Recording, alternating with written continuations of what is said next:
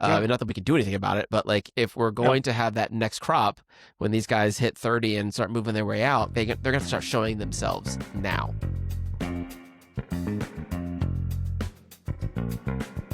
Let's start our conversation there. So, we like to do at the end of the year now, do a State of the Union of U.S. tennis and Yep.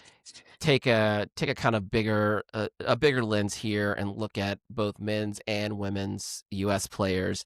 It's a blend of looking back at their year, but also then projecting forward what we expect to see, what are some of our concerns for next year. Again, big catch-all State of the Union. Yeah. We're gonna start with the men. Let's start with the men because Yep. we usually start with the women. Let's start with the men today. At the top, and the way I've kind of broken this down is like there are some players who they're doing what they've been doing, and that's kind of our players at the top. But my concern, my large level concern for men's tennis right now is what happens after this cohort of Frances, Tommy Paul, Fritz start to matriculate out, right? Because they're all in the same cohort. They're all 27, 28 years old, right? We're getting, short of Tommy Paul being a little banged up this year, and slipping back to 20 in the world, they're all kind of doing what they've been doing for the last year or so. And that's Frances included, right? Frances started the year at right around 30. He finished the year right around 30. So that group but that group's been holding up, American tennis. Obviously, Ben's come into the fold in the last 2 years, which has been great. But then the big worry for me is who else, right? Who else? But I want to let's kind of go back a little bit. Let's start from the top. Yep. Taylor Fritz. We've talked a Yep. lot about Taylor in the Yep. last few episodes, and over the course of this year. I got nothing new to say about Taylor Fritz except for this. In this very episode last year, we talked about the limiting factor of his ascension being he's bumping into a ceiling, right? And I feel that his ceiling is very much so tied to his athletic ability. That's the thing that he cannot really raise, and that Can't run from it. Yeah, Pun literally, intended. yeah. And that reflects itself on the tennis court in a couple different ways, right? Yeah. His ability to go side to side and being aggressive in those open stance positions, his ability to quickly with his feet address any sliver and opportunity of a ball and sitting inside the that allows him to step onto or in front of the baseline. Yep. It is what it is though. But Taylor is a maximizer. He's sixth in the world, finished the year sixth in the world. That's what he'll take into the Australian Open. It's all good, except for he can't afford any slips, right? And now at the age of 28, I don't see him getting faster, right? Yeah. I don't see him becoming a better mover. The only thing he's got in front of him is he's got the three people between him and the big two are all kind of, I'm going to say, question marks. Novak is in front of him, but we don't know what Novak's going to do, or how much longer. You've got Zverev in front of him, who is kind of right now being propped up by that that Australian Open final from last year. So we shall see. And then Felix, which we feel better about Felix, but do we feel like Felix is actually a true top 5 player in the world right now? Maybe he is, maybe he isn't. We will find out over the course of probably the next 6 months, right? But with that being said, like where does that leave Taylor? And I feel like 6 is a 5, 6, 7, 8. It's a weird space to be right now, because that means you're getting one of these guys in the quarters, not the semis. It's a matter of quarters or semis, though, Alvin. Let's be honest. You said two things there, and I know you agree with me on this. I don't think Taylor thought he'd be sixth in the world, 10 years ago. I think it was a thought, if I could ever make top 10, and now he's a top 10, and he's settling into being a very solid top 10 player. Taylor is not a phenomenal athlete. It's ironic that his coach is Michael Russell for a long time, and Mikey was all over the court. Probably one of the best white boy athletes I've seen on the court, period, to date. I still remember him being up 2-0 against Quinn in French. I mean, so couldn't have more heart, couldn't have more hustle, could not have more speed and quick twitch. The Taylor has already maximized. The Mhm. question to me is, can he maintain? Not necessarily to improve is to maintain in the Pro Tour. Let's be honest. So if he were to get to 5, maybe 4, with a phenomenal Wemby and breakthrough and beat one of these guys and get to a final, buddy. First of all, it's been a solid career already, and hats off to the young man for everything he's done. I think he's got one good tournament left in him. I think that's Wimbledon. I think that's this year. I really do. I don't think he's the type of player with his body and everything else to stay out there another 5 years. I don't see him hanging around if he gets outside the top 20. I see him making a push to get to that next round. We're talking about one more round or one more big tournament outside of Wemby to get him over the hump, to potentially do a career best, to put him where he thinks he'd need to be top 5 in the world, which would be awesome. He'd love, of course, to win one. Who wouldn't? But I think it's more about improving to maintain. If he were to finish this year, next year, 2026, 6th in the world, that would take a Herculean effort to maintain, and I think he could do it. I really do. I think he's just that sure-footed, ironically, on the grass, and I think that he's nobody's slouch on the hard court. Clearly, he may not be as sure-footed on the clay, but he's been fairly durable too, Alvin. And I feel Yep. that's another good thing about Taylor that you don't always factor in. His game is fairly, I'm not gonna say predictable in a bad way. He is what he is, and he is what he's not. He's not injury prone. He's not, he's not such a physical wrecking ball out there that he takes a lot of injuries either, right? He comes from the Pete Sampras school of thumb. Hey, nice shot. I'm not going to run that ball down. I'll serve another ace real quick, and save my legs for the long haul. I know what this thing is. This is 7 matches here. I'm not going to go for that out wide slapper. Why? You know what I mean? I can serve, and so I feel like he's got a smart game plan that can manage the physicality of the game that suits his game as well. Again, do I see him improving numerically? Not too much. Do I think he will always be everything again, assuming everything is the same way and no injuries and everything else? Yeah, he could maintain 6 easy with effort and potentially 5 or 4, but I don't see him getting outside of 8. I tell you that. I don't see him. Right. He's just too good. He's just too good, Alvin. And so, to say the ceiling, I 100% agree with you. It's a pretty good ceiling, though, especially given the top 2. Uh, in any other time frame, without some of these coats we currently have in the game right now, he'd already be a top 4 player with the final, potentially a slam to his belt. Let's be honest. Yeah, and that's the thing. I mean, he last year finished the year 4, I believe, and he's what is he? I mean, he has finaled a Grand Slam, right? He finaled U.S. Open a couple of years ago, lost the center. Yep. He's been close at Wimbledon the time or 2. He semifinaled that 1 year, maybe 2 semis to his name there. Yep. So like he's should have beaten Nadal. Let's be honest, and should have beaten Nadal. Right? Yeah. Again, it took a former 20-plus Grand Slam champion to pull that match out. So I say it to say, and what was he? 23, 22 then? He also semifinaled Wimbledon this year, lost to Carlos, right? So like he's to my point. The guy's solid, and he's absolute solid. He's the 4th best grass court player in the world. I would say, I feel good about that, 3 or 4.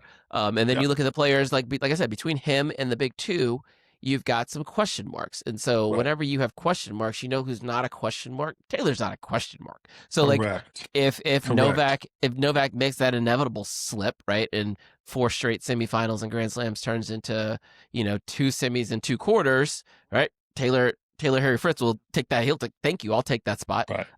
And Felix, we'll see if that's real. And then Sasha, I don't know where Sasha is right now. Like, Sasha don't know.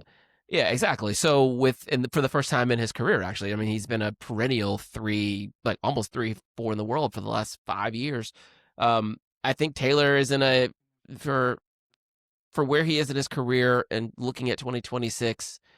He didn't have a terrible year. He had a bad French Open, early loss to Daniel Altmaier, and then, a weird win against Monfils at Australia, but then really tightened up his year, semifinal Wimbledon, quarterfinals against, was it Djokovic at the U.S. Open? Yeah, that's like, he's going to lose to Novak. He's going to lose to Carlos. He's going to lose to center, likely, in these Grand Slams. Okay, cool.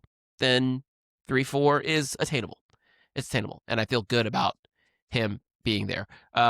let's move on down the list a little bit. Yeah. Maybe Tommy Paul. Tommy Paul, I'm going to go ahead and give him incomplete, right? He's been hurt since Paris. I expect to see him back at full strength. We've seen his high end, right? He was able to. He finaled Australian Open 2023. He pushes. He's been known to push the top players, but not necessarily beat them in best of 5 set matches.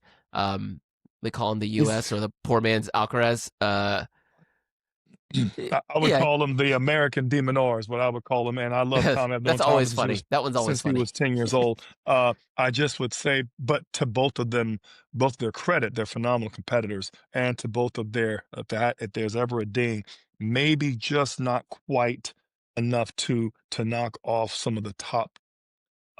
If it's anybody else, these players rarely lose to players they shouldn't lose to, but they also, they can threaten, but they just don't tend to beat or best the top on the world. And unfortunately, we have 2 tops right now. So it's going to make it difficult for him to get past that.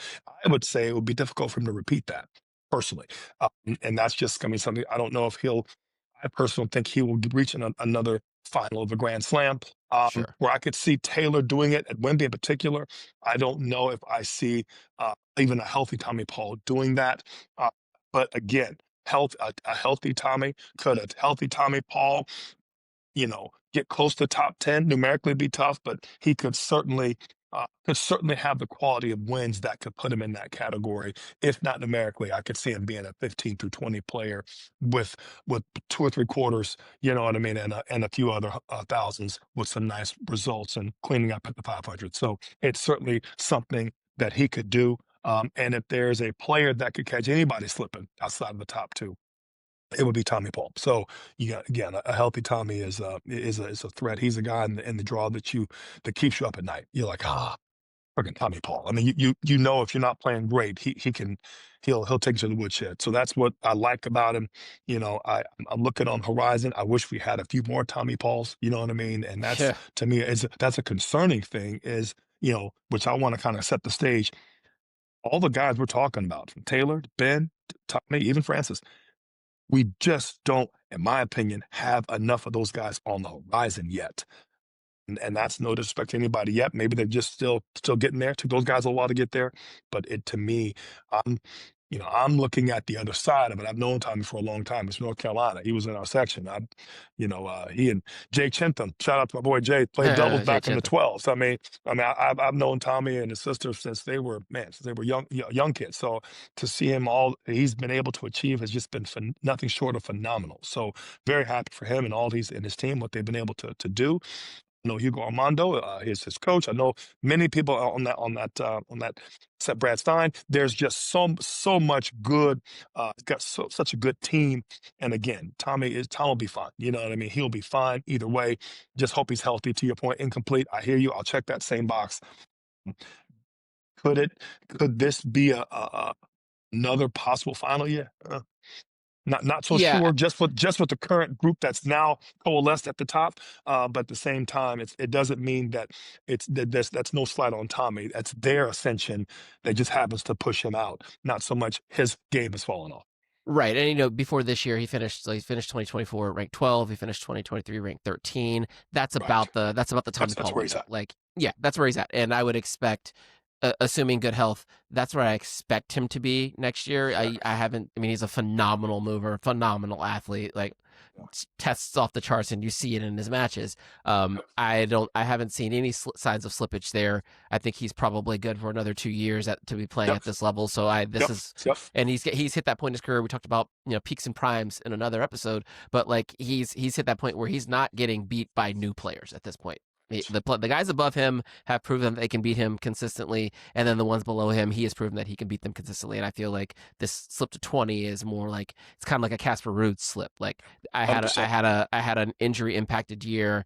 These are the results. Okay, back to full health, and we will continue back to where we've seen before. I want to go a little bit out of order here. I want to talk about Frances since he's the third player in this cohort. I don't know if you caught his interview on Andy Roddick's Surf podcast, but Frances said some things that they didn't sit well with me. And I'm just a dude in a chair with a microphone, right? And what I think doesn't really matter all that much. But he said something specifically around, I've just gotten to the point in my career now where I need to be better at just putting in the work when no one's watching, like trying to finding joy in those hard work days, practice days where previously I didn't.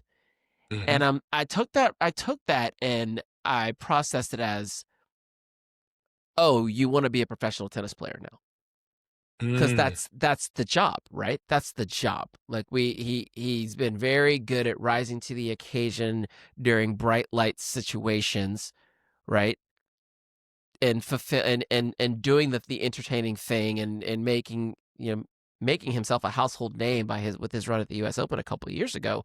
But that does not a full professional's champion career make, right? And that's my beef with him. That's one thing. The other thing is he always talks about this God-given natural ability and natural talent, and that he needs to fulfill it. And I've gotten to the point where I'm like, everyone on tour is talented. Everyone is talented. So if you take that off the board, like I used to work with Damian Wilkins, right? Brother of that nephew of Dominique Wilkins, son of Gerald Wilkins. And we were talking about one of these players that came out of my high school much long after I did, basketball player, Sharif Cooper. Sharif Cooper played at McEachern High School, and then he went to Auburn, and he ended up playing for the Hawks for a little bit.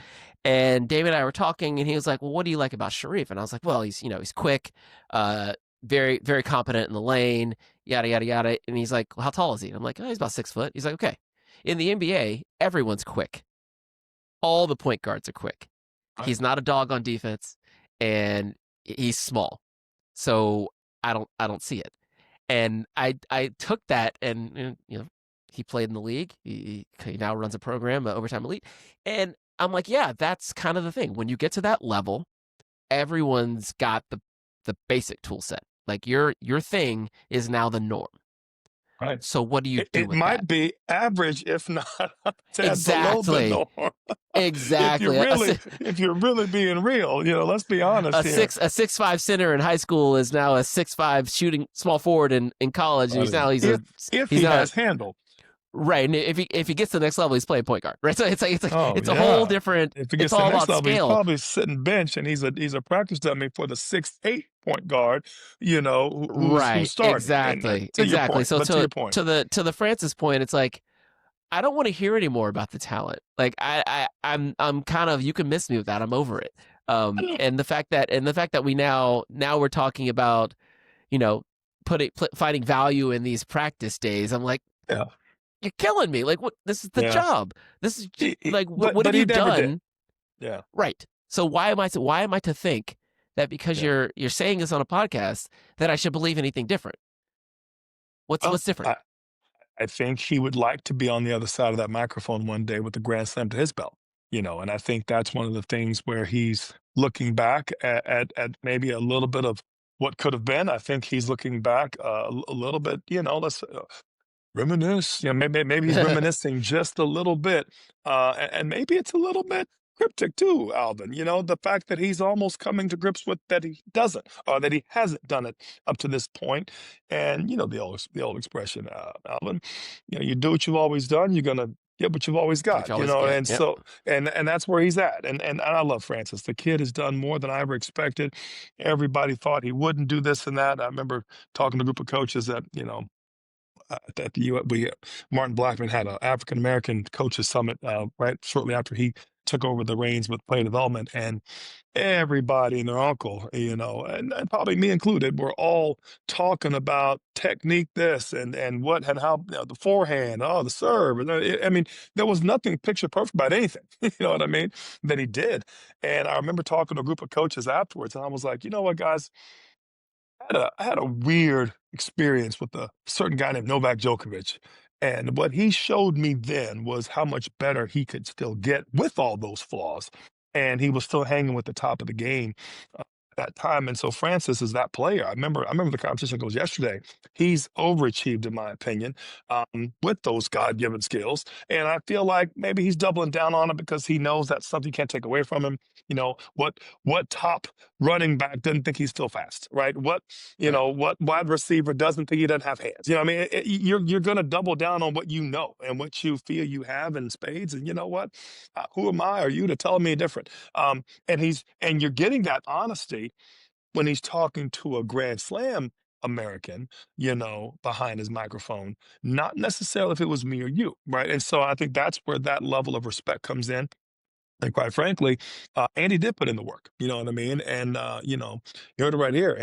Had Andy not put in the work, Andy would probably not have gotten that one that he got, especially in the crew that he Right. came in with. You know what I mean? And so I think Francis doesn't want to. Francis would like to he would like to pride himself on being in closer to Andy's level of that elite group as opposed to outside of that group. And I think that's where he's maybe the old mortality, the old tennis mortality is talking to him on the shoulder, and that's what sparked that. I wish I checked that interview out. I'll check it myself, but it sounds like something else got under your skin. But tell me, sounds like it was more than that, or maybe there was another statement he made that really kind of cemented your point, because there's nothing wrong to me with what he said. I think that's actually being honest. Now, if he will do it or not, or if he can do it not or not, and it'll make a difference, that's another story. Because it's a little late in the game to me to be getting fit and be getting serious about your tennis regimen. However, it can only help. It can only help him stay healthy, let alone maximize what he's got left. Sure. And then it's kind of the thing. Like, I'm not salt. I'm not. I don't think I'm salty. I have nothing against Francis. Like, Sure, at points in my you know tennis watching career, I've seen Francis do.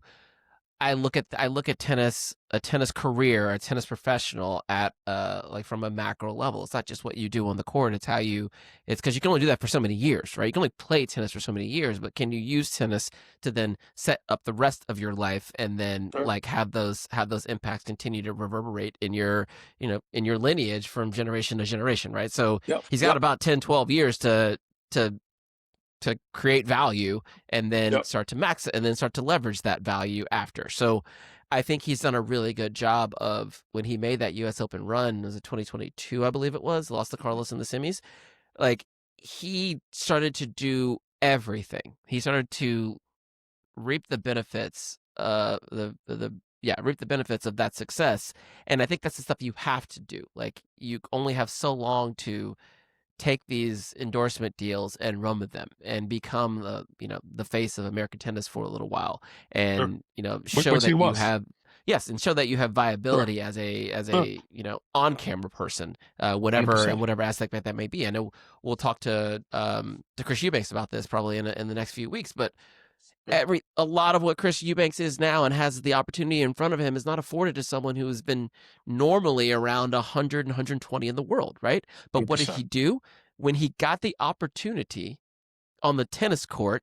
It made it happen at Wimbledon for him, and then everything that came after that, he nailed it. He Yeah. maximized and nailed it, and now has the ability to continue working in tennis, entertainment, in front of the camera for the rest of his career, like as long as he Sure. wants to. Um, Sure. and so but my point is that there's no problem with that. There's no problem Yeah. with that, but let's just call it like it is. Like, let's call it like it is. Like, what, I mean, what, I think Francis peaked at 13 in the world, something like that. No, not an issue. Not an issue at all, but maybe it was 18. I don't know. Whatever. Maybe he cracked top 10 in 2022, but how many players in front of him can we honestly say, and now I sound salty. How many players in front of him can we honestly say Say it. don't Stick to belong it. in front of him? Don't belong in front of Yeah. him. Yeah. I don't know. You play Carlos tough. Okay. But Yeah. that's so you didn't win the Yeah. match. Yeah. A lot of people Alvin, play him I tough. You get I close. hear Don't you. don't care. I hear you. I trust me, I do. I understand. This is always in Francis, though. As far as I'm concerned, it always will be Francis. He will always be talented. He will always be fun to watch. He will always be, and I will always love his story. I will always love what he's able to achieve. Do I see to the under the auspices of this conversation, we're talking about next year. Do I see that improving significantly? The answer is no. Do I see him repeating a semifinal Grand Slam finish? The answer is no. You're asking me my own personal opinion, my humble opinion. I submit to you, but it's still no. Do I see him hopefully getting healthy enough that he has a couple of good runs, a couple of strong five setters with the players that are in the top 10? I absolutely do. Do I see him coming on the top side of one of those due to improved fitness? I absolutely do. Do I think that's enough to get into the quarters or a semi of a slam? He would need some help. And he's unfortunately in the numeric compartment where he will face one of those players as a few of early those as 3 players. days in. Right. So that then makes it even more numerically unlikely because he will face them in the round of 32. He will then face another one in the round of 16. He will then face another one in the round in the quarterfinal. And at some point, you just don't have enough physical to give, at that level. And I don't see his tennis being so sharp, fitness being so sharp for him to rattle off 2 or 3 500s with some of the current players that are still, once you spread out those same top 10, top 15, top 20 players, to be able to win those and get through the ascendant top 20 players. Do I see him beating a Jakob Mensik? Not necessarily these days. Do I see him having a toe-to-toe gut check with Yao Fonseca? I do. I would look forward to watching that match. I will come over to your house and we'll watch that match together just to There see you go. that passing of the torch kind of a match. But that's kind of what it'll be to me. It'll be a little more of a passing of the torch. It's a little more, at this point, Yao's match to prove he's arrived, and it'll be, Francis match to say he still got it. So, and that's how the torch is passed, right? You, in order to be the man, you got to beat the man. Francis is still the man, but unfortunately, he's getting long in the tooth compared to the next gen types coming up from behind him, and he will serve that purpose to me and be that litmus test for that up and coming 22 and younger player to pass him to prove that they have the goods to be him next year. Perfect segue, because I do not think he is still the man. I think he has already gone through that torch passing process to one, like, we'll just keep it in the African American lane here, to one, and US, to one Ben Shelton, right? Sure, They've done sure. this already. There was the US Open match 2 years ago, or was it last year, 2024? It already happened, right? So, Yeah. and now you've seen, like, Ben is all those things that you've just laid out. He is 21 years old, right? He is a top 10 player. He is an ascending player. He is also pushing pushing-ish the top levels of the game, right? He's 100%. semifinals against Novak in a Grand Slam, and he's done semifinals against he's made a couple semifinals, Australian Open here, US Open there. Like, he's at an early age. I think Ben is in the position now to really, like, be Captain America for the next few years, and he doesn't really seem to have a lot of, like, he's not going to benefit from that cohort of American players his age to necessarily push him. But I wanted to kind of move to him anyways. Ben, I think Ben is doing, I went back and listened to our episode of this same podcast last year, and the things that you laid out that Ben needed to do, and could he get himself to top 10? You felt very strongly that he could. Well, you nailed it. He's currently sitting at 9. He was at 8, so on and so forth. He's where he needs to be right now. Yep. I think the biggest challenge he has for him is that he just happens to be, his cohort is just tough. Like, it's tough from Yannick to Carlos, Lorenzo. These guys are all the same age. So just, this is what he has to deal with moving forward. Yep. And the guys his exact age, I got to think Caboli's right in that same age frame. I got to think that who else is in that exact, I'm trying to think of some tough competitor. I say Caboli because he just won the Davis Cup in that big match, but there's a few others that are in that same level that are just Casper. Holger can't be too much older. Holger's 22, Draper's 23, Lehechka's 23. Man, like my main man got hurt. French, clean hairline. My main Feast is younger. Feast. He's younger. He's younger. Arthur Feast. Yeah. Right, so I'm saying that's his true quote unquote cohort. To my point, for Ben, age wise, Carlos is what, only 22 himself. So I said to say Ben's 23. So, like, they're all there. Yeah, they're right there. Yeah, fair. I thought Ben was still 22. I agree with you 100%. Last finish point on Francis. Mm-hmm. He is passed the torch on to to Ben, but the rest of them still, that's a one pass deal. That's not okay. Now that you beat me, you all can beat me. That litmus test is he's still a block. He's like security at a real high-end club. Okay, you can get through, but your friends can't. You know what I mean? You still got to get through me too. And that's my point. Ben has proved that he has it and has done it, and is now, as a result, has ascended to that top 10. For Ben's next year, I think Ben has top 5 potential. I think, and Ben has number 1 in the world potential, save for Carlos and Alcaraz. I'm going to say it. I'm going to qualify it. Save for Carlos and Alcaraz. And I tell you, Alvin, you think about Carlos this. Yannick. Carlos and Yannick out of it, and your boy retires, there is no question that he doesn't have the game that could take a Grand Slam and play solid tennis for 2 weeks. The problem I have is those same 3 players are still playing right now, and so therefore I'm giving him top 5 potential. But I think he will only continue to improve. This young man is still not finished developed yet, Alvin. The guy's still getting better at his game. He's still getting better coming in. He's still getting better at seeing the game. He hasn't peaked physically, only getting stronger, only getting savvier on the court, only getting more sure-footed on the clay. If he continues to get good on grass, Alvin, do you know how good this kid could actually be? He could have 3 tournaments, 3 between the Australian, the Wemby, and the U.S. And by the way, he won a title on clay. The guy is not terrible on the clay, and he's starting to push some of the top guys, at least taking sets off of him. By the top, I mean Carlos and Yannick. I think took a set off Carlos. And mind you, maybe was it a jet? Yeah, he broke me. Good set, but wasn't necessarily a threat to beat me. I agree with that. I'm just telling you, the guy is still getting better. And that's why I feel he's got top 5 potential. And there, you use this analogy against this comparison when you talked about Taylor. I personally don't think Alex Zverev is going to continue at the level. I think he'll be bumped out of the top 5 fairly soon. I don't know about Novak. None of us do.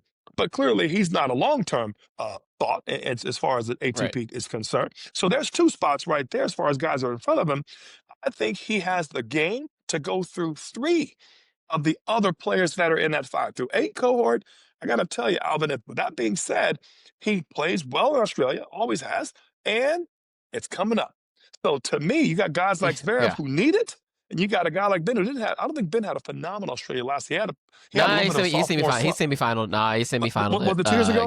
What was it 2 years ago when he came on the mat? This must have been 3 years ago. He had that loss to Novak 3 years ago. He had a sophomore something next year, if I'm not mistaken, and then this past year got semis. I'm telling you, the boy could do some damage this year if he puts 4 good slams together. It's not out of the question to be top 5 in the world. I mean, I want to see him put 2 good. Like, give me 2. Give me 2 good slams. I mean, he got hurt at the U.S. Open against Manarino. Take that out. He's semifinal to Australia. Okay, lost the center. Are we talking?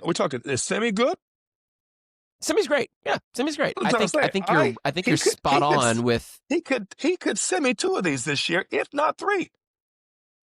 I don't know about 3. I question his. I just haven't seen it on clay, or clay. He lost to Carlos right in the quarterfinals. So but he's gonna bump into Carlos, or he's gonna bump into someone who is otherworldly on clay, like Carlos or Yannick or Novak. And that's the problem, right? You got to get away from those guys. Getting same thing with Taylor. Like if you can get to 3 or 4, that opens up a lot of things, because a lot of doors. Take Novak out, that 3rd spot through 8 through 10, which even Frances spoke to this in the podcast. He's like, it's wide open. It is kind of wide open. Like right now, 4 through 20 it's a toss up, right? So, but you gotta get there. And that's the tough part. You have to swim through all that stuff. And right now he's surrounded by the Jack Drapers and the Musettis, but they're not going anywhere. That's the thing. They're not going anywhere. So any of them could be 3. But I like Ben's chances against all of them. Fair. Except for the other 2. As long as give me the 3, 4, 5, 6 I'll take my chance. Give me two of them, as opposed to playing the two that are on a destiny direct flight to greatness. Give me anybody else, and I think he's got the goods to take out. If you told me he had to play Musetti and Draper back to back, which is a very tough order, by the That's way, tough. I would say give me that over playing Carlos or playing playing Yannick. So I'm just saying, and I like his chances. That's why I'm saying top five. Really think he's only going to keep getting better. And again, once the dust settles with Novak, and I clearly don't see Alex Zverev, having a downshift at this late stage in his career. So now you're looking at the rest of the guys, the Musettis, the Drapers, the Auger Aliassimes. You got these guys that I feel he's just as competitive with. You know what I mean? So Right. again, we'll see. Holger's hurt, right? So there's some low hanging fruit for Ben Shelton, not for anybody else. There's some low hanging fruit for guys that have the ability to go through some players if they're playing well. And I think that's the one difference he brings to the table, where a lot of those guys don't bring to the table, is he has the ability to go through you if he's playing Yeah. well. And a lot of guys need help. Yeah, and that's kind of the kicker, right? It's the firepower. I'd like to start with someone with firepower and work my way into rounding out the rest of the game. Whereas the next person I wanted to talk about is kind of in the opposite space. Learner Tien, right? Learner Tien has all the stuff that you love to see, except for he is like the opposite. He's the rest of Ben Shelton. Right. Twins. Dan both DeVito and exactly. Arnold Schwarzenegger. Yeah. That's a good one. One's got the gun, right? The other one's got the wheels and the savvy. Yep. Like if we get both left-handed, let's just put them together. Learner had a great year. He's really announced himself from taking down Medi at Australian Open, won a title on the back end of the year, checked a lot of boxes earlier than you would have assumed. Some glaring weaknesses, but I do think he has some very unique skills that will allow him to.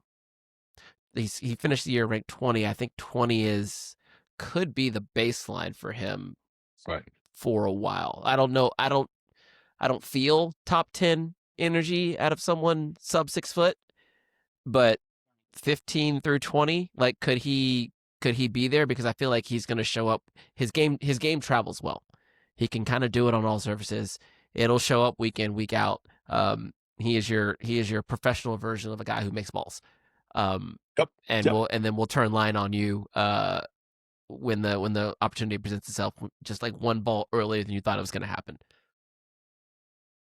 Do you think he has the game to beat 10 of the guys 11 through 20? Do I think he has the game to beat the guys that are 11 through 20?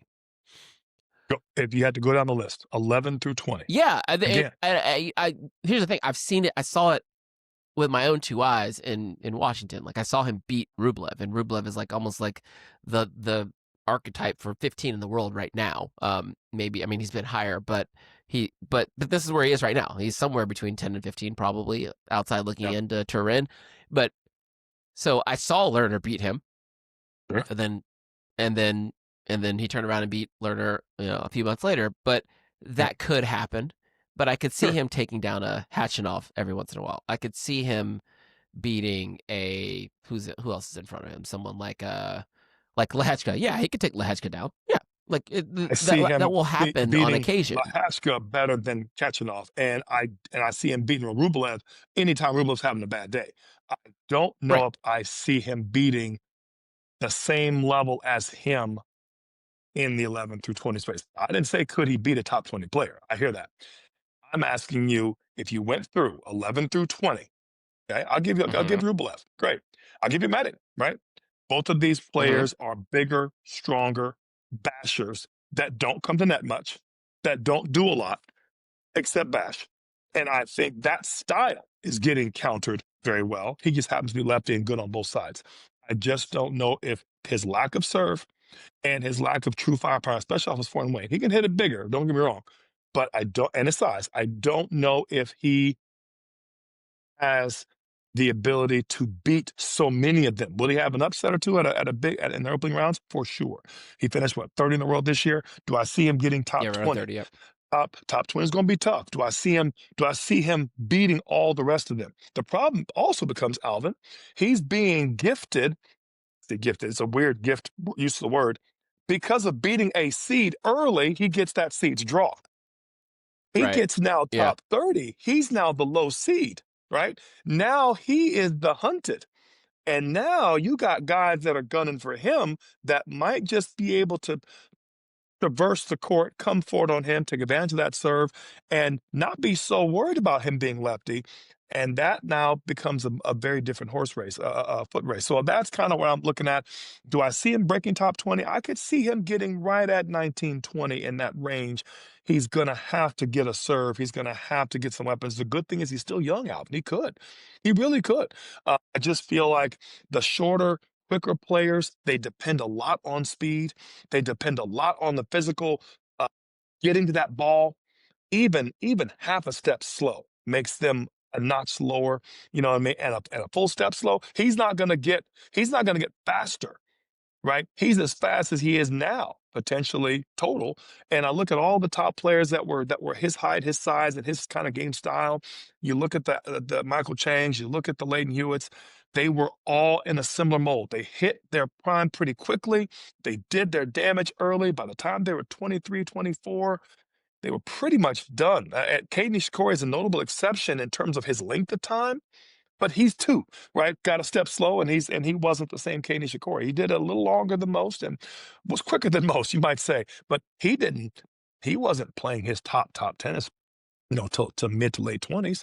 He was already there at mid 20s. So, and you don't get much more professional than Caden Nishikori. So I say it to say he needs to kind of figure that out now while he still has the foot speed, ball speed coefficient to his credit, and then have a couple years where he can actually hold serve on his own without needing help, have an errant, just over aggressive player. Because at some point, and you said this, now the book is out on Learner Tien. He was a surprise before. Now you're not a surprise anymore. People know about you. They respect you now. They know how to beat you. There's more tape on you. People know how to play you. And so at that point, to me, that's the real testament of a top player is year 2, year 3. Can you do it again? Right. And I think that holds true for, like, let's say the top 10 players in the world, right? So, like, yeah, he beat Medvedev at the Australian Open, but then Medvedev beat him later on in the year. He beat Zverev some point earlier in the year, and then Zverev like wiped him up at French Open first round. Like, but that's what you expect out of your former Grand Slam finalists, right? Sure. Grand Slam champion, top 10 players be able to do. But Sure. but then he also beat Ben this year, right? And he beat Rublev, and he beat Gabali, and he beat Cerundolo, and he beat Norrie twice. So I'm just like, I look at it, it's like, these aren't one-offs. Like, one time he beat someone in the top 20. He's consistently beating players ranked in the 20s. I'm just like, he could continue to beat Gabali. Yeah, he could continue to beat Gabali. I'm not so sure. Cerundolo. But not all the time, but all right, that's what I'm saying. I will push back on continually, but beat them, competitive with them. Oh, kidding me? The kid's doing this all without a serve. So, think about that. Exactly. He's beating them without a serve. Exactly. So it's the same comment. And he will show up week in and week out. Like, 100%. Yeah, his game does not have large swings in it, is what I'm saying. Like that game travels not at all. from Budapest to Berlin to DC. It's going to show up. It's carry on. He never risks it in baggage claim. I mean, exactly. He puts that. Not even up top. It's going under the seat. Personal item. It's personal item. You know what I mean? Good. So I'm good. I'm telling you, I love the kid's game, and I'm trying. The question was top 20, and so that's what I'm like, and because top 20, top 20 means you are beating routinely guys, at least a few times a year in the 5 through 15 space. Think about what I'm saying. Because you have to be able to get there just numerically. So that means beating one of them to get their draw, to get their quote unquote points, knowing you may not do it two or three slams in a row. He beat Medi and took Medi's draw, right? He took, even when he beat Ben, he also is he's the weird lefty nemesis who's lefty. He has both sides. Usually a lefty is something, Nadal was one of those kind of lefties. He had a good backhand. He wasn't a lefty that hit a lot of forehands. Nadal prefers backhand. So he was the lefty's nemesis who was lefty. You don't have a lot of lefties aren't that way. Ben's not that way. All right. Shapo's not that way. Who else did you mention? Was another lefty you mentioned in that same team, in that same Cam Norrie. Well, sphere? Cam Norrie. Cam Norrie's not is Cam, not is yeah, not Cam's that way. weird. Cam's a weird lefty, but he's not a nemesis lefty. He's got a better backhand than you think, and he got that weird shovel back and that funky forehand. But that forehand can break down. And with the lefty, and Lerner's pretty even on both sides, so he doesn't really need a matchup either way. And if you prefer one, he's like, okay, got it. He's that old school baseball switch hitter. He was batting, exactly. He was batting 400 on the right and batting 350 on the left. Like, okay, which one do you want today? You know what I mean? Because I'm not too terrible on my bad side, and that's where he's at to me. As I said, and without a serve. So should he get a serve, Alvin? Top 20 for sure. I just would like to see him get a serve to be able to be good enough to be consistent enough for those inevitable rounds of 64, 32, where the rubber starts meeting the road, where you're going to have to hold. A guy in the men's game, you're just going to have to hold them. It's just a story as old as time. Right. Yeah. So yeah, that's kind of where we are with that one. We'll keep moving, and this is where I kind of draw the line, and I have questions. Right. So I call it my worry line. Yep. What happens after this group? So Lerner is 20 years old. Ben is 23 years old. They're both in the top 30, right? Okay. Yep. That's kind of like up and to the right that you're looking for. Young players making that breakthrough. But we have, after this, ages 20 to 25.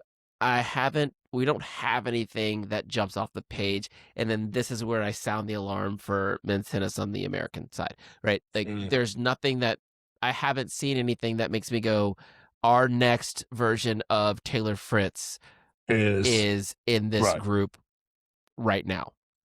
Yep. And that is worrisome. Mickelson, right? Alex Mickelson. In his camp as a friends of the pod, right? Hops early in the year against Tsitsipas at the Australian Open, makes a nice little run, but then kind of flat, not necessarily flat line, but maybe that was obviously the outlier result of the year. So with him carrying a top 40 ranking, a lot of it's coming from those points. I think you probably got a better grip on Alex's game than I do. Big guy, moves okay. He's a Taylor Fritz. It's a clean backhand. With a backhand. But is it okay? But is that high praise, or is that selling Taylor's accomplishments short? No, it's saying he's a Taylor Fritz makes me feel like then he's the guy. Body type, game style. I only put him in. He is a Taylor Fritz type. He's not a Taylor Fritz, and I say that to be very specific on style of game, big hitter, range, serve, forehand, not as mobile. It was the intent. Could he maximize like Taylor has done? Well, that remains to be seen. I don't think he has Taylor's je ne sais quoi. He doesn't do a lot of things Taylor does well. However, do I think the kid has upside? Yes, I do. Do I think that Alex could he meet, or at the very least, the equivalent of what he did in Australia within a couple of slams? I do. Do I think that he has the ability, has upside to be a top 30, top 20 player? Top 20 may be tough for at least right now. He would have done it already this year, in my opinion. But at the same time, he's still 21, Alvin. And I feel like, guys like him, they just need a couple of good wins with a little momentum to get some belief, to let them understand where they're at. I don't think the cement's yet dried. I don't think it's 100% in that situation. I think it's still formable, and I think that's a good thing for him. I think he needs to continue to lean on the coaching staff that he has in front of him, continue to work on his fitness, get as quick as he can, and continue to get to the stinking net more. I feel like a lot of these guys that aren't as swift of foot need to be better on the reads and get to the net, man, and start making the court go a little more north-south because of their maybe lack of foot speed going side to side. And I say that for a lot of guys. I see a notable player on your list here, a couple of spots down, who to me continues to annoy me with his reluctance to come forward. And I feel like, okay, it's not your fault that you weren't born fast, and it's not your fault that you Right. maximize what you have, but it is your fault to not recognize the opportunities to get in and maximize your hype. So that's where I feel. And do I think he could do as good, if not better than last year? 1,000%. Do I think he can improve on last year? 1,000%. Top 20, maybe some tough sledding for him, but I do feel he could get up there. And again, all he needs is 4 matches at the slam. He needs 4 matches, at a slam to, I say 4, 3 good matches at a slam to do that. And if you do that twice a year, great. And really start to get consistent. To me, there was another tall player from North Carolina that I remember that did pretty well and cleaned up at the 250s when they were still around, and the 500s. And Mr. John Isner did a phenomenal job of managing both his serve as well as coming to net, as well as just managed his schedule pretty well. Last I checked, and I know John would agree with me, he was never the fastest player out there, but continued to get better Mm-hmm. and continued to just get more and more. And he maximized what he did well. And I think that's one of the things that I look at, that I look for Mickelson. He should be looking to be, a modern day John, version of that, to just really understand what he's doing, and he's got a couple more years to do it still, if all things hold true to course as far as injuries and his playability. If he can do that, I could see 20 to 25 in his future for sure. This year. He he he reminds me of, I guess maybe his archetype could be someone like a Karen Hatchnoff, right? Big guy, big hitter, and he beat Karen at the Australian Open after he beat I think 2 rounds after he beat Tsitsipas, right? But Right.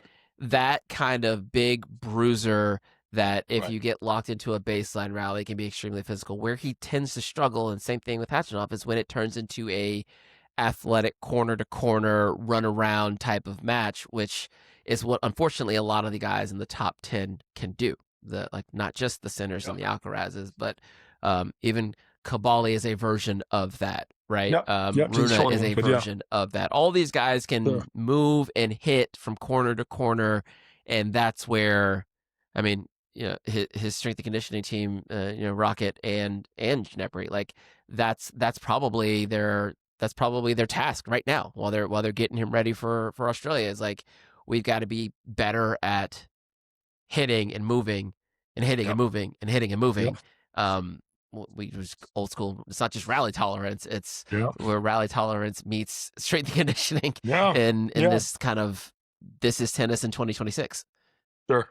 You know what else I'll add to that, Alvin? You mentioned nets.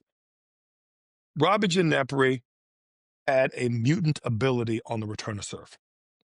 Call it reads, call it eyesight, call it hands, call it whatever you want to call it. Robbie's returns were phenomenal. I don't mean good, phenomenal. Since he was a young kid.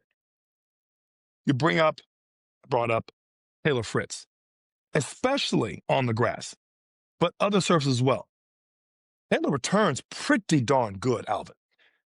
I'm not so Yep. sure Yep. that I'm not so sure that Alex can't spend a ton more time on returns and get his returns better, so he doesn't have to move as fast, as big, as dare I say, as hairpin corner as he's been doing, and waste valuable leg strength, right, in those corners. He needs to hold and save those legs to hold serve, and I just think that better returns will do that for you. I think that's one of the issues I've always seen with guys like Rublev. They're always hitting that super clean ball. Yeah, it hurts me once a game, but the other 3 or 4 come right to me, and I'm able to redirect you. At some point, you got to look at those. I know that's good to do, and it's good to be aggressive. We use that term way too much in tennis. Oh, got to be aggressive. Yeah, but you got to be smart too. And I think one of the things I learned from Robbie years ago was, yeah, you want to take away time from the opponent, but don't take away time from yourself. And that was something that just stuck with me when Nets was talking about that. I feel like that's something that when you mentioned that, it just stuck me like, that's really the real piece to me that Robbie could really add to Alex, is to get his return so good, so deep, that he's in the point 4 or 5 times a service game, And that could make a huge impact for him because we know he can bring it on the serve, but that will also take pressure off of his serve, knowing that he could be in every return game. Hey, Alvin, you get 6 chances to break, provided you hold. You know what I mean? So, but if you're slapping returns, Yeah. missing balls, running around balls, he's got a clean backhand. He can return. I'm just saying that to me, tactically, would do such wonders for him. We've seen tall players like Jakob Mensik do the same thing. He's able to do it. He's a young gun with a big forehand and then a big serve. You know, why can't Alex drink from that same Kool-Aid and figure out that side of the game? To me, again, he's 38. He ain't 88. He's or 28. Right. What is he in the world? Right. 30. He ain't. He's already proven he can get 38. from Yeah. the top. 38 in the world. That ain't chicken feed. But to get into that next 20, buddy, you just can't have. You can't give a guy a loose return game. You just and you darn sure can't give him 3. Yeah. And I want to the Ginepri piece of it, and Robbie and I are the same age, same graduating year in high school, same academy, know Robbie well. And whenever you bring up his name, I played him, not only practiced with him, played him in tournaments. Like I got some flashbacks of some things that have happened to me playing against Mr. Robbie Ginepri. And I tell you, it's yeah. Okay, return to serve is it's both an art and a science, right? You need to have the technical ability to go through and use your legs and all that stuff. There's the way to hit the return properly, but the way that almost in the way that Agassi used to talk about, like pitching a return game, right? It's very much so like that. Like someone like let's use Taylor. Taylor's going to back up a lot, and like he'll take bigger swings on one side, shorter swings on the other side. Yep. And that is a tactical adjustment Decision, right? Based on the skills that he has, the ability to read, and then how good are your hands, right? Right. Robbie, blessed with a great read and great hands, and that would allow him to take balls early and move them outside the court without having to give up too much court position, right? You don't want to come, like you said, hitting yourself out of the point, like by being too aggressive. That's not that means don't come up so far that you're now in a bad spot for your first ball after the return, right? And That's not back up so far where you're swinging through your shoes, but then now you're giving away so much court on the very next ball. It's a perfect blend. So I'm just going to say easier said than done, given you 100%. Have the requisite tools, right, to do that. 1,000%. But there's another player. Yeah, and there's another player I want to make sure that we get a chance to talk about here. Again, Sebastian Corda. I just need to see him. I need to see him healthy. I need to see him healthy first. I can't really judge his game. He is the one that everyone speaks highly of, you included. Yeah. I just need to see him healthy and fulfill the prophecy, right? But a little further down our list is Ethan Quinn. Actually, let's take a quick break, and then we'll come back and talk about Ethan Quinn and the rest of these guys. Ethan Quinn, we had Trent Bride on earlier this year. And Trent, I think Trent and Ethan were on the same team together at University of Georgia at least 1 year. And Trent spoke really highly of Ethan, said he made some comments that along the lines of Ethan has one of the best forehands he's ever seen in his life. And that one stuck with me because at that point in time, I think I had either just seen Ethan in person in Dallas. I think I had just seen him in Dallas. And I was a little unsure. So Ethan, I remember, if I remember this correctly, he was a freshman at University of Georgia, won the singles national championship, and found himself in this position where I have the opportunity to take this wild card into the U.S. Open and go pro. And he was almost forced into turning pro. A little before he would have wanted to. He was ready. He was 18, 19 years old, something like that.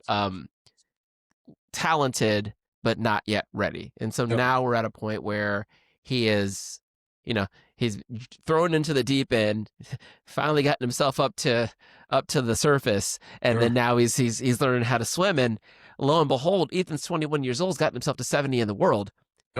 I remember seeing him at the French Open and thinking, is this the same player that I saw 4 months ago in Dallas? Right. And then couple that with what Trent said about him. Yeah. from practicing and playing with him, and I'm like, 70 is not, that's direct entry into Grand Slams. We're not messing around anymore. Yep. Yep. So I don't know if that is, I don't know what his top end is, but if you tell me someone is 21, played a year college tennis, and is 21 on the 70 in the world at age 21, with barely 2 years in, that's pretty right? that's pretty good.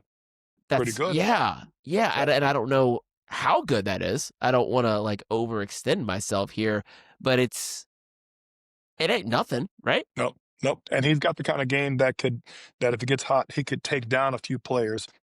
He could be a bit streaky with results because of that, the game being his game style. Mm, But at the same time, he could take down a lot of players with that game style. So I like Ethan. I've always liked him. I think he's a bright spot for this part of the draw. There are other players in below your worry line that I don't think have the goods to go much farther than what they are. They have had some great close matches with some other players.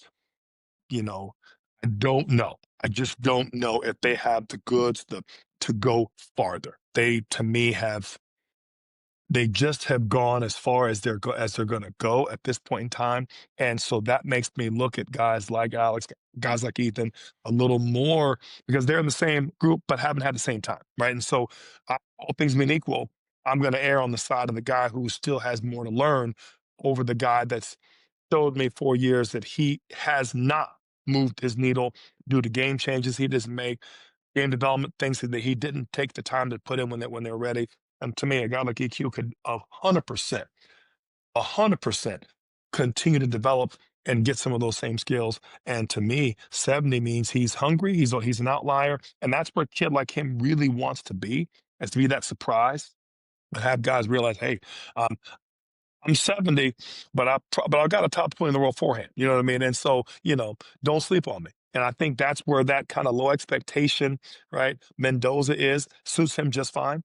And now he gets to play underdog. He gets to play the upset role a little bit. I would be more worried about him had he been higher and have to defend some of these big results. I think he's perfect where he's at. He's poised to make a nice run.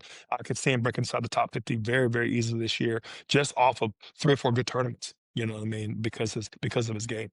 Yeah, and I think that's probably what I wanted to hear out of that one.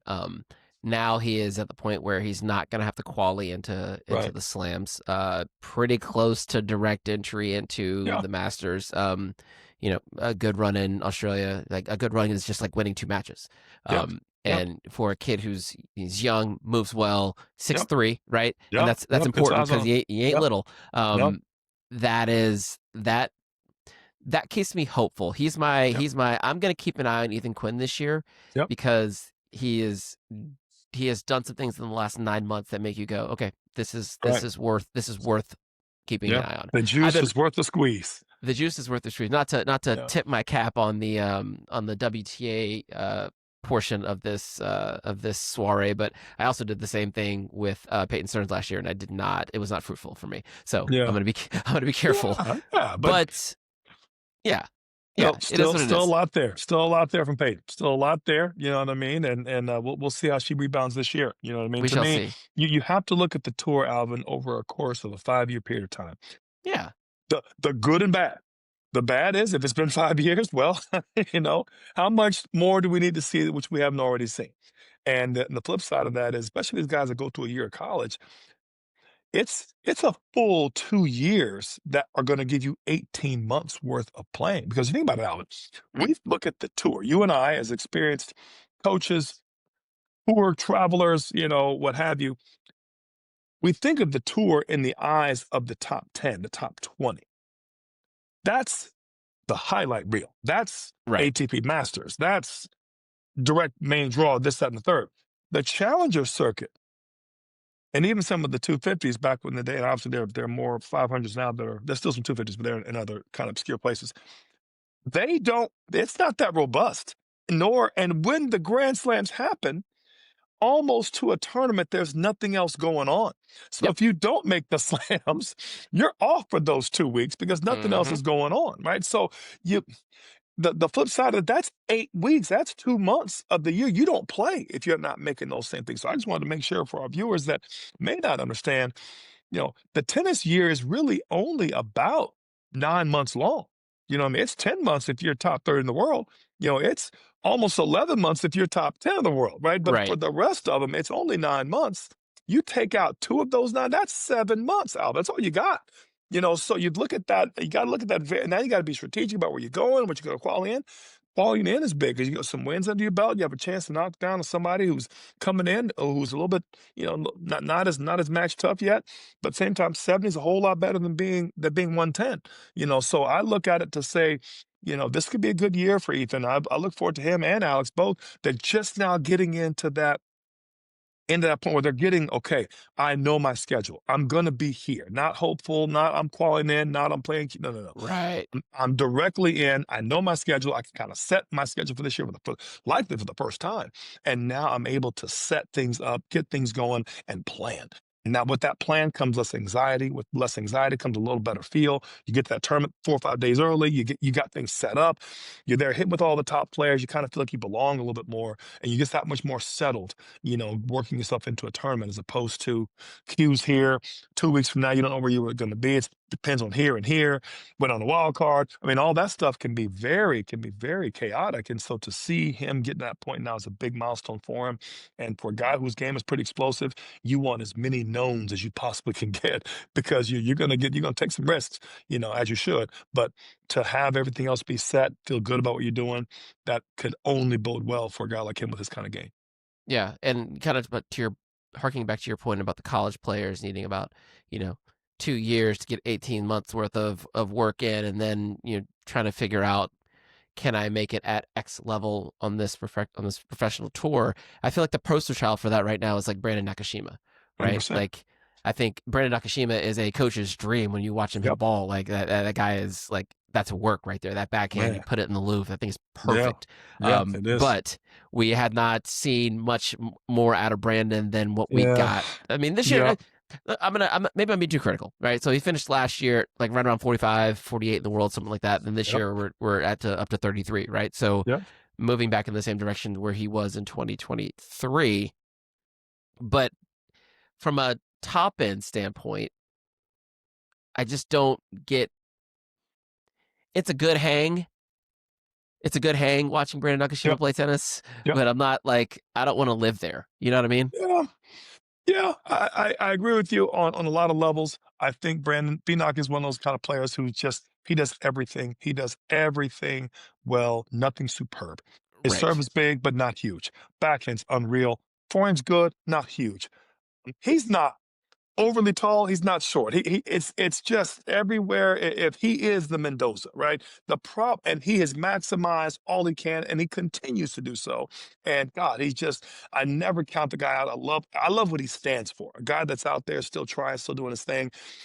I felt similar about a lot of players that were like him and at that style because you see so many 6'6", 6'7" types that have overachieved with some of those same set of skills. And so I look at him and say, he wasn't blessed with some of that, and he's made up whatever he has in hard work. The guy just could. You sent me a link, and the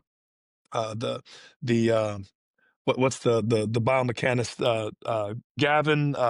I forget his last name. Ah, yeah. I also forget his name now. Yeah. Right. But he raves about the guy's work ethic. So when a guy like that's seen work ethic across multiple sports and disciplines raised by the guy's work ethic, that to me says a lot too. So you're never gonna, to me, you put in that kind of work, you're always gonna have some good results. And you put a guy, he's only 24, Alvin. He's not Right. Yeah. 34. Yeah. Yeah. You know what Yeah. I mean? That's So I know what you're saying. And it's easy to get if I saw and I saw him play Ben multiple times in the last 2 years, right? It seems like they always play each other in some way, shape, or form. He's played Ben as tough as anybody. I think Ben's gotten more solid because of Brandon, ironically. And so as you keep playing that kind of he's that Sargisian, you know what I mean? I was a good friend of Agassi, that they were good friends and boys. I feel like that's what Beanock is kind of headed to, but he will never be shy on work. And so when a guy like that puts the time in, he's got a good result out there waiting for him. You know, and it could be this year, it could be next, but he's a testament to what the game and what development and improvement's about. Just to keep at it. So I really hope he keeps going and digs in there, because when you slip up, you give him any level of daylight, you know, he will take it from you. Is he a top 10 potential kind of player? Not so sure. I don't think he even thinks that, but he will certainly like to be the top 10 player on his bad day, and he'll put the time in to make sure that happens. Yeah, I think that's fair. I think that's fair. That's probably more fair than I was being. All things considered, like all you want to see is progression, and he had an off 2024, some injuries and whatnot, but 2025 is back on track. Like, could Brandon, that's the kind of guy you want on your Davis Cup team. Like, that's how Italy got so strong. Let's take center out, right? You've got just this 100%. collection of guys who are all between like 15 and 50, just like ready to sub in for one another. Right. That's maybe, while we might not have the top end that we're looking for to Right. push for Grand Slams, that is the depth of the Yep. of the U.S. Cadre at this point. Yeah. Right now, and I think Brandon probably is the poster child for that. 100%. Before we get out of here, I do want to get your thoughts on this, my oddball. Not oddball. I'm gonna say oddball. Let me say my wild card. Jenson Brooksby. Okay. Jenson Brooksby. Yeah. What? Jenson has some of that.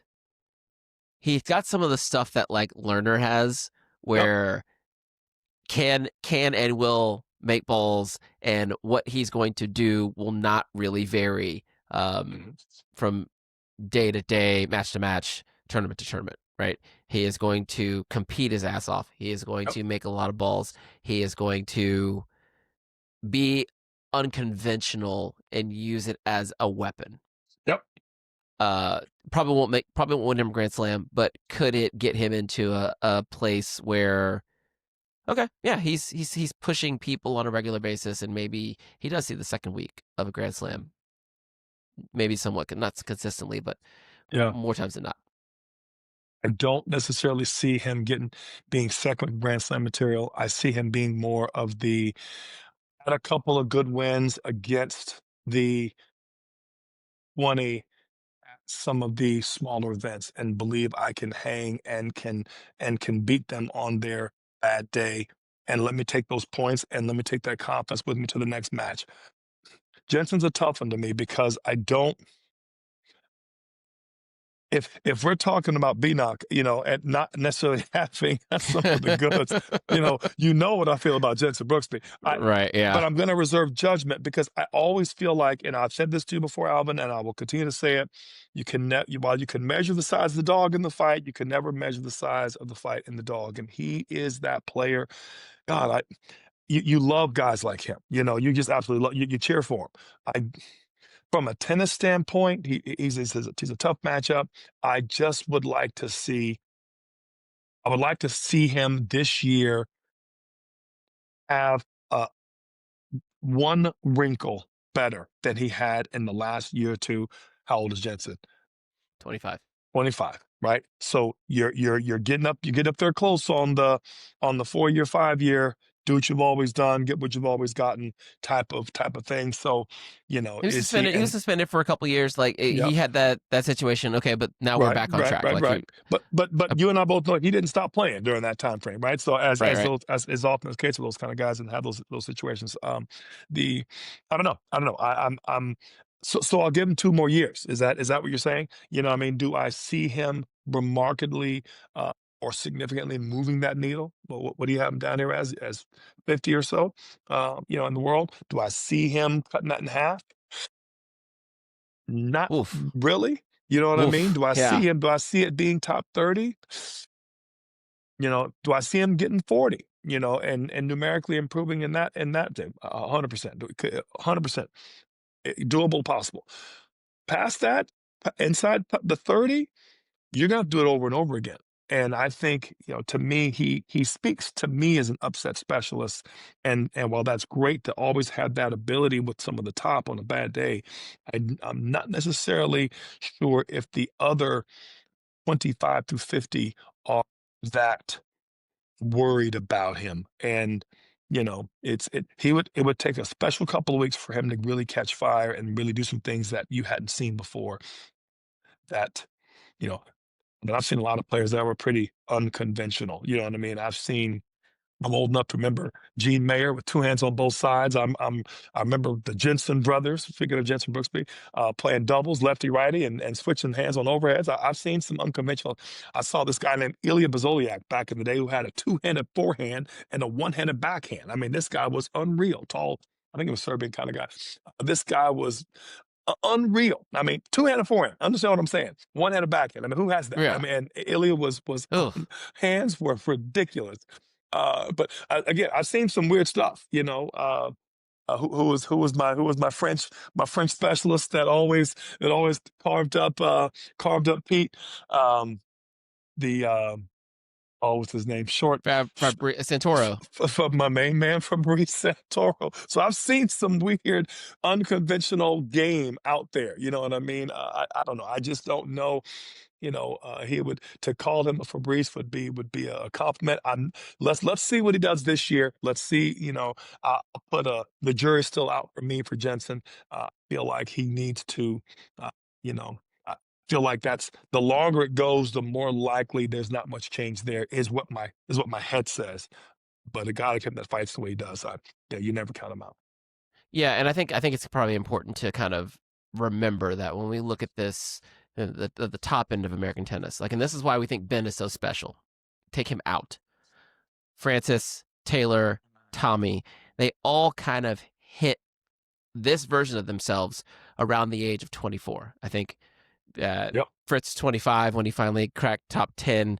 Right. Frances was 24 when he cracked top 20. Tommy was 26, right? So when I say I don't see that next group, maybe it is, okay, year 2026, year 2027 is the time for guys like Brandon Nakashima, for guys like if Sebastian Korda can get himself healthy, if Jenson Brooksby is going to be more than a one-off kind of guy. Like this is actually the time. This is the age. This is the time. 2026 is crucial for American tennis right now to see what we've got. Not that we can do anything about it, but like if we're going to have that next crop when these guys hit 30 and start moving their way out, like they're going to start showing themselves now. 100%. And I took Ben out because of his high achievements at such a young age, right? He is for sure. He is pushing for.